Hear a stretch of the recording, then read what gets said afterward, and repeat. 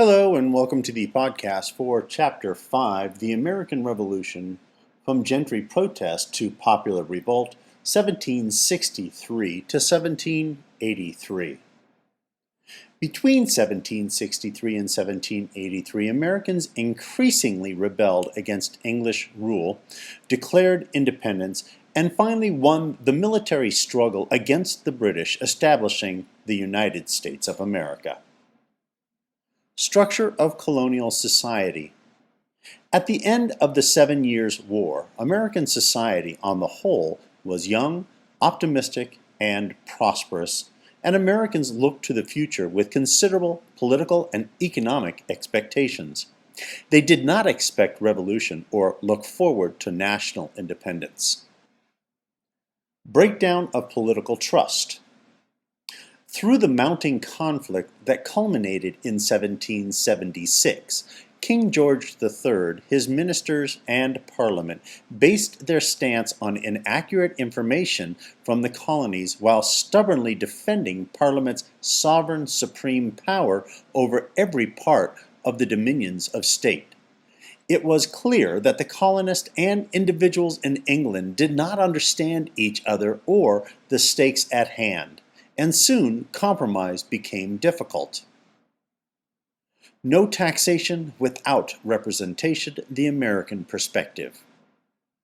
The political conflict that emerged after the 7 Years' War forced the Americans to refine their views on power of colonial assemblies, the meaning of representative government, and the freedom from England's revenue taxation. Ideas about power and virtue.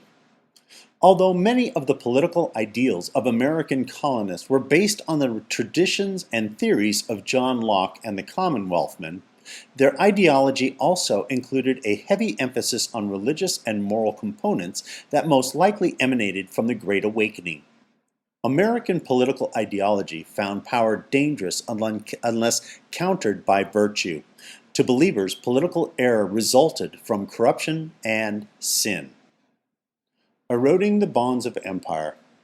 After the war with the French, the British maintained a large military presence in the colonies, which Americans opposed for two reasons.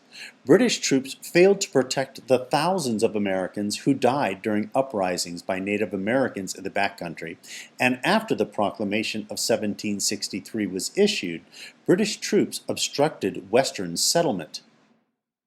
Paying off the national debt. When Greenfield insisted that Americans help pay for these troops with new taxes and restrictions on trade, well-to-do Americans involved in commerce quickly protested it as a scheme that deprived the colonies of their right to assess their own taxes. Popular protest. The protest of gentlemen grew to a mass movement with the opposition to Britain's Stamp Act. Americans resisted in colonial assemblies, in an intercolonial congress, in the streets, and in an import boycott affected by the Sons of Liberty and by the newly mobilized colonial women. Failed attempts to save the empire.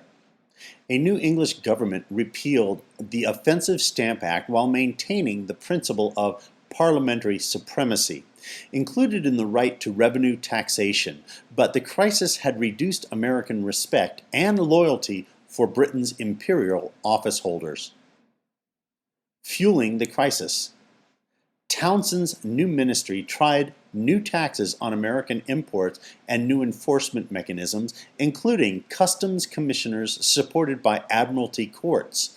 Americans resisted with a boycott, rituals of non-consumption, and circular letters suggesting ways to thwart the act. Fatal show of force. A British transfer of troops to Boston heightened tensions ever more, and the colonists again resisted. One confrontation with British troops resulted in the Boston Massacre, which became an effective propaganda tool for the American resistance. Parliament, now led by Lord North, tried to stem the tide of colonial agitation by dropping all of the Townshend duties except that on tea, which was left as a symbol of Parliament's sovereignty. Days of Old Order 1770 to 1773. A brief period of calm and apparent reconciliation followed the Boston Massacre, but the actions of corrupt imperial officials and the continued agitation of radicals through the establishment of committees of correspondence brought about a renewal of tensions.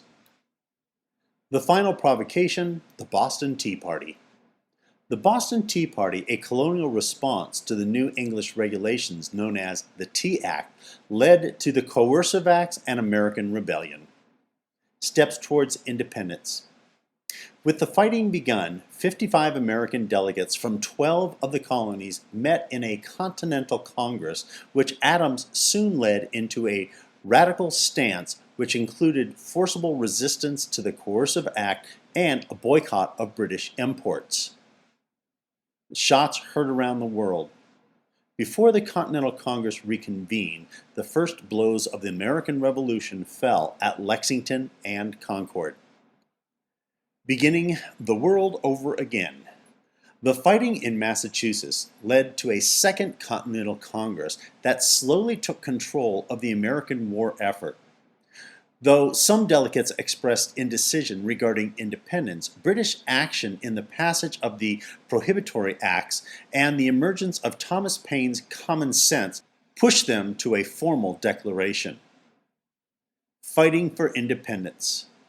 English military and economic power might have prevailed had it not been for the logistical problems Britain faced in putting down the colonial rebellion and the degree of American commitment to independence. Building a professional army. The Americans maintained a regular army to symbolize the new country's independence and to attract foreign support. At the same time, colonial militia controlled large areas of the country and compelled support for the Patriots' war effort. While many supported the Patriots, thousands of African American colonists, most of them slaves, took up arms for the British, hoping in their case to gain unalienable rights for their services. Testing the American will. Washington's army suffered several serious defeats in New York and New Jersey and was on the run by late 1776, with contemporaries predicting defeat. Times that try men's soul. In 1776, the Americans lost a series of battles in an unsuccessful attempt to prevent Howe from reaching Philadelphia.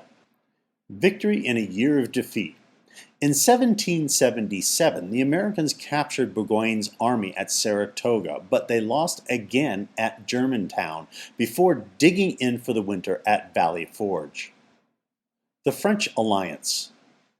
Exploiting a protracted hostility between the British and the French, American diplomacy, led brilliantly by Benjamin Franklin, turned the American Rebellion into a much wider war by persuading the French to offer an alliance founded on their desire for revenge against the British. The final campaign. The final British Southern strategy let loose a fury. Americans, more determined than ever, dug in and won a final victory at Yorktown. The Loyalist Dilemma.